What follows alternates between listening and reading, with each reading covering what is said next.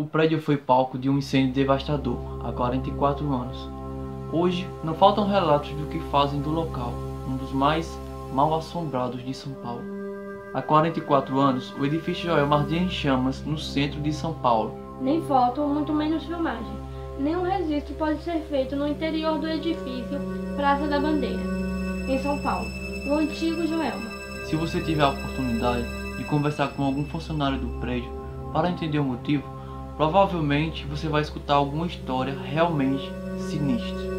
Há exato 44 anos, centenas de pessoas morreram no local após um incêndio devastador. O edifício foi reformado, mudou de nome, mas até hoje uma aura inexplicável ronda o terreno, tido por muitos como amaldiçoado desde o tempo da colonização. Durante algumas semanas, incluindo 3 visitas durante a madrugada, o Hora 7 apurou histórias de pessoas que viveram situações extremamente sobrenaturais no Joelma. Entenda a seguir as proporções dessa tragédia e acenda a luz antes de continuar com esse vídeo. Chama a vinheta!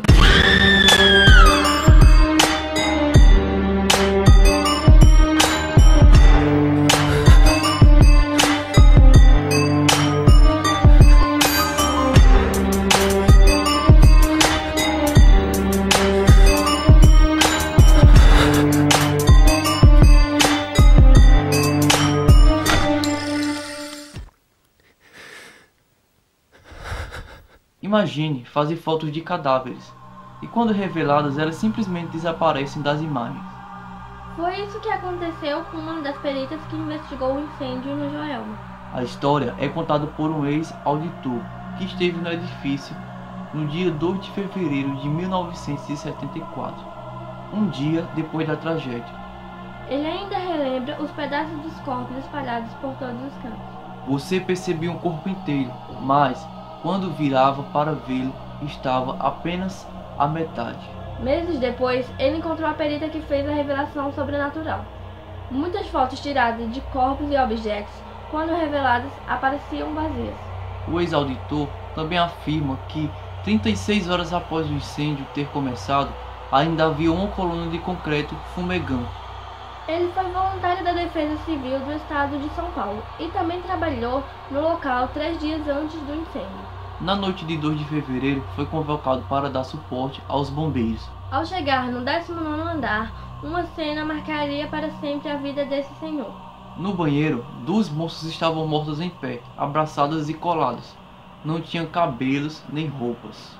Muitos curiosos e caçadores de mito que visitavam o antigo Joelma pela primeira vez não voltavam ao local, e tem motivos para isso.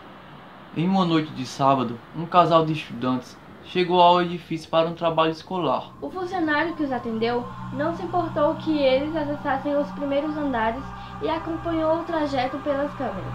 Mas algo estranho aconteceu. Nas imagens havia uma terceira pessoa. Era uma sombra que lembrava um humano. Tenho acesso ao espelho do elevador e na hora que eles entraram, a mesma sombra escura segurava a porta. Quando o casal retornou ao térreo, o funcionário descreveu o fantasma para eles. A dupla ficou apavorada e deixou o prédio o mais rápido possível.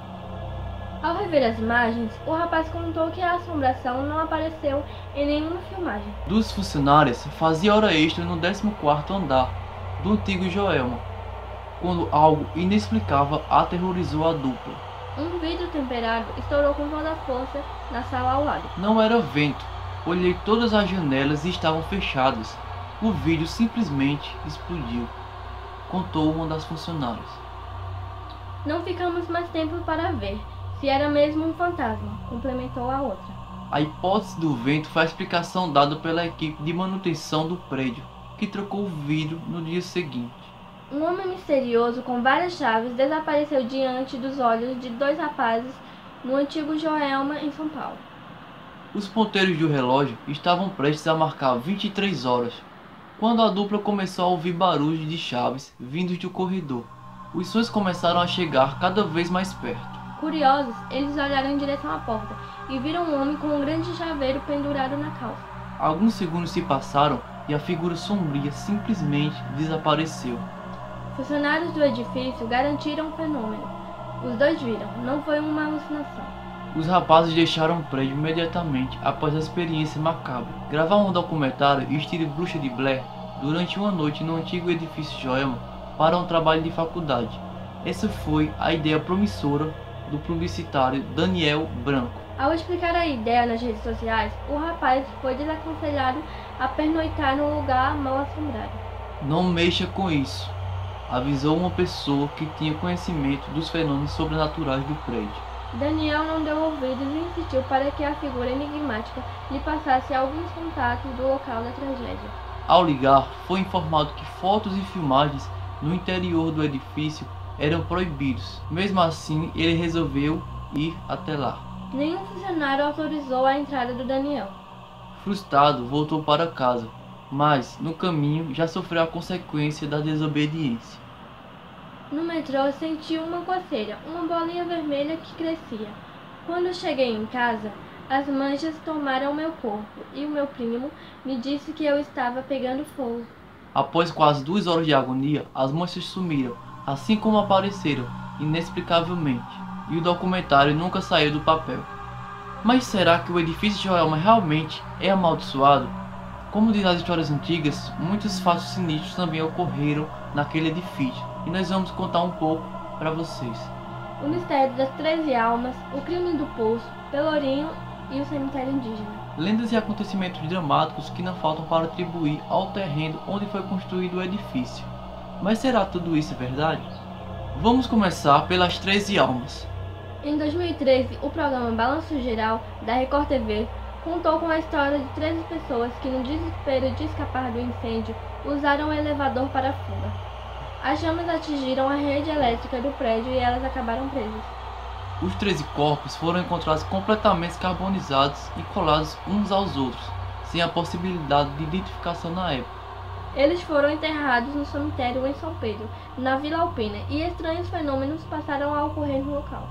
Diz a lenda que frequentadores do cemitério escutaram gritos e murmúrios vindos dos túmulos.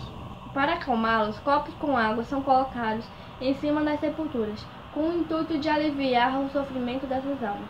Antes mesmo do edifício Joelma ser construído, o terreno entre a rua Santo Antônio e a avenida 9 de Julho foi palco de um crime que chocou a sociedade paulista na década de 1940, o crime do poço. O químico Paulo Ferreira de Camargo matou a mãe e as 2 irmãs na casa onde morava, na rua Santo Antônio, 104. De acordo com o Jornal de Notícias, no dia 24 de novembro de 1948. Dias antes do assassinato, Paulo havia aberto um poço no terreno, que utilizou para ocultar os cadáveres das vítimas. Desconfiada, a polícia foi ao local. Durante as investigações, o assassino foi ao banheiro e se suicidou com um tiro. Há rumores que após o resgate dos corpos das vítimas, um dos bombeiros teria morrido de infecção cadavérica. Apesar de todas as histórias que rondam o Joelma, algumas parecem não ter fundamento histórico. Como a lenda de que ali teria funcionado um pelourinho, por exemplo. O pesquisador Douglas Nascimento, do blog São Paulo Antiga, diz não comprar essa ideia. Eu acredito que essa história é falsa. Pelourinhos costumavam ficar em locais destacados e centrais das cidades e vilas. Mas e você? Você acha que tudo faz sentido e que tudo que aconteceu no edifício Joelma realmente é um caso que liga um ao outro? Se sim, deixa aí nos comentários. Curte, comente, compartilhe. E não se esquece de se inscrever. Essa foi a história do edifício Joelma que aconteceu aqui em São Paulo. E esse foi mais um Isso é Sinistro. Valeu! Logo começa a ação dos salvamentos pelos soldados do fogo. Mobilizam-se todos para uma rápida intervenção. Povo e autoridades sofrem a mesma estupefação. Para mais um capítulo de história heróica, tentando a salvação das criaturas, os bombeiros tentam o possível e o impossível, enquanto o incêndio mantém a capital paulista sob o medo do fogo. Em minutos apenas, as chamas crescem, avultam, assombram. O primeiro helicóptero traz esperanças aos desesperados. Material combustível e elementos inflamáveis dão este triste resultado. O mesmo pavor irmã nas criaturas. alguém procura se agarrar à vida, improvisando um jeito de salvar-se. Se o seu sofrimento é imenso, não é menor a expectativa sofrida pelos espectadores que, assustados, acompanham os lances emocionantes que a vítima, revelando incrível vontade de viver, vai praticando. Tudo isto está acontecendo porque o código de obra chamado Arthur Saboia continuava em vigor desde 1934 e, mais uma vez, foi acusado da falta de segurança nos edifícios da cidade de São Paulo. Aí temos a confirmação do que disse Robert McNamara. O homem é um animal racional, dotado de incrível capacidade de fazer loucuras.